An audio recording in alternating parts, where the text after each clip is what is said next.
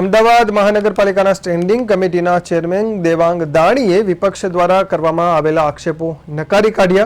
તેમણે જણાવ્યું કે આરોપો પાયા વિહોણા છે અને બેબુનિયાદ છે। મહાનગરપાલિકાની અંદર 7 ઝોનની અંદર કામો હાલમાં ચાલી રહ્યા છે।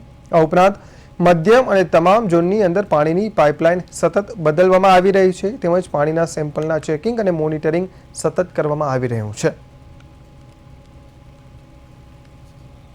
बुनियाद आरोपो करवामां आवी रह्या छे। आ आरोपो वाहियात छे अने बेबुनियाद छे। महानगरपालिकानी अंदर 7 झोननी अंदर ड्रेनेजना अनेक रिहेबना कामो हालमां चाली रह्या छे। तदुपरांत पूर्ण पण थया छे।